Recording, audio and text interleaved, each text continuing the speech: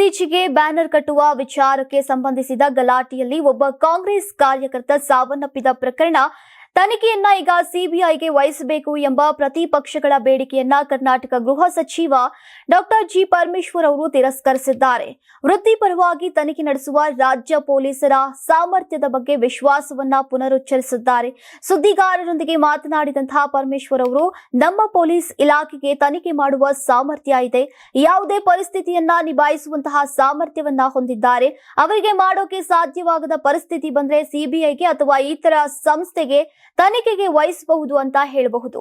ಸಿಬಿಐಗೆ ನೀಡದಿರೋಕೆ ಈಗಾಗಲೇ ಸಂಪುಟದಲ್ಲಿ ತೀರ್ಮಾನಿಸಿದ್ದೇವೆ. ನ್ಯಾಯಾಲಯದ ಆದೇಶ ಬಂದ್ರೆ ಅಥವಾ ಅಂತಹ ಸ್ಥಿತಿ ಬಂದ್ರೆ ಸಿಬಿಐಗೆ ಪ್ರಕರಣವನ್ನ ನೀಡುವಂತಹ ಬಗ್ಗೆ ನಾವು ನಿರ್ಧರಿಸುತ್ತೇವೆ. ತನಿಖೆಯನ್ನ ಈಗ ಸಿಬಿಐಗೆ ನೀಡುವ ಅಗತ್ಯ ಇಲ್ಲ, ಪ್ರಕರಣವನ್ನ ಸಿಬಿಐಗೆ ಒಪ್ಪಿಸೋದಿಲ್ಲ ಅಂತ ಹೇಳಿದ್ದಾರೆ. ಇನ್ನು ಎಚ್.ಡಿ. ಕುಮಾರಸ್ವಾಮಿ ನೀಡಿರುವಂತಹ ರಬ್ಬರ್ ಸ್ಟಾಂಪ್ ಹೇಳಿಕೆಯ ಕುರಿತಾಗಿ ಪ್ರತಿಕ್ರಿಯೆ ನೀಡಿದಂತಹ ಪರಮೇಶ್ವರ್ ಅವರು, ಜವಾಬ್ದಾರಿಯುತ ಗೃಹ ಸಚಿವನಾಗಿ ರಾಜ್ಯದಲ್ಲಿ ಕಾನೂನು ಮತ್ತು ಸುವ್ಯವಸ್ಥೆ ಕಾಪಾಡುವುದನ್ನ ಖಾತ್ರಿಪಡಿಸುತ್ತೇನೆ. ಒಂದು ವೇಳೆ ಏನಾದ್ರೂ ಸಂಭವಿಸಿದ್ರೆ ಕಾನೂನಿನ ಚೌಕಟ್ಟಿನಲ್ಲಿ ಅಗತ್ಯ ಕ್ರಮಗಳನ್ನ ತೆಗೆದುಕೊಳ್ತೇವೆ. ಕುಮಾರಸ್ವಾಮಿ ಅವರು 2 ಬಾರಿ ಸಿಎಂ ಆದವರು, ಈಗ ಕೇಂದ್ರ ಕೈಗಾರಿಕಾ ಸಚಿವರಾಗಿದ್ದಾರೆ. ಇಂತಹ ಸಂದರ್ಭದಲ್ಲಿ ಹೇಳಿಕೆ ಕೊಟ್ಟಿದ್ದಾರೆ, ನನ್ನನ್ನ ರಬ್ಬರ್ ಸ್ಟಾಂಪ್ ಅಂತ ಹೇಳಿದ್ದಾರೆ. ಈಗ ನಾನು ಸಹ ಏನು ಬೇಕಾದ್ರೂ ಹೇಳಬಹುದು, ಅವರ ಹೇಳಿಕೆ ಸ್ವಾಗತ ಮಾಡ್ತೇನೆ ಅಂತ ತಿರುಗೇಟನ್ನ ಕೊಟ್ಟಿದ್ದಾರೆ. ಇನ್ನು 38 ವರ್ಷದಿಂದ ರಾಜಕಾರಣದಲ್ಲಿ ಇದ್ದೇನೆ, ವಿವಿಧ ಖಾತೆಗಳನ್ನ ಯಶಸ್ವಿಯಾಗಿ ನಿಭಾಯಿಸ್ತಾ ಇದ್ದೇನೆ.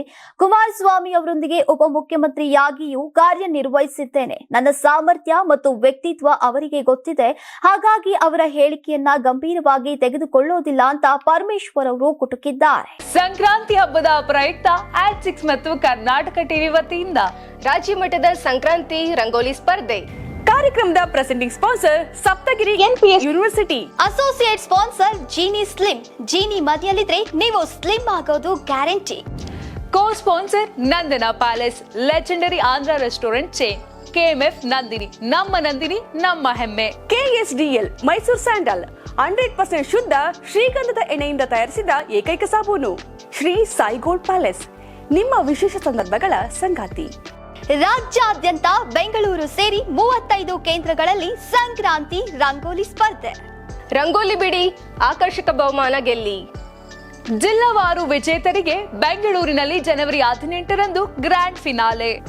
ಅರ್ಹತಾ ಸುತ್ತಿನ ಮೊದಲ ಬಹುಮಾನ 5,000 ರೂಪಾಯಿ, ದ್ವಿತೀಯ ಬಹುಮಾನ 3,000 ರೂಪಾಯಿ, ತೃತೀಯ ಬಹುಮಾನ 2,000 ರೂಪಾಯಿ, ಫಿನಾಲೆಯ ಮೊದಲ ಬಹುಮಾನ 30,000 ರೂಪಾಯಿ, ದ್ವಿತೀಯ ಬಹುಮಾನ 20,000 ರೂಪಾಯಿ, ತೃತೀಯ ಬಹುಮಾನ 10,000 ರೂಪಾಯಿ.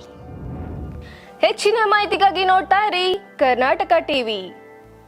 ಯಾರಾಗ್ತಾರೆ ಎಂಎಲ್ಎ ಅಭ್ಯರ್ಥಿ 2028 ಶೀಘ್ರದಲ್ಲೇ. ಪ್ರತಿದಿನ ಒಂದೊಂದು ಕ್ಷೇತ್ರದ ಟಿಕೆಟ್ ಆಕಾಂಕ್ಷಿಗಳ ಸಂಪೂರ್ಣ ಮಾಹಿತಿ ಪೊಲಿಟಿಕಲ್ ಜರ್ನಲಿಸ್ಟ್ ಕೆಎಂ ಶಿವಕುಮಾರ್ ಅವರಿಂದ. ಕರ್ನಾಟಕದ ನಂಬರ್ 1 ಡಿಜಿಟಲ್ ಮೀಡಿಯಾ ನಿಮ್ಮ ನೆಚ್ಚಿನ ಕರ್ನಾಟಕ ಟಿವಿಯಲ್ಲಿ ಮಾತ್ರ.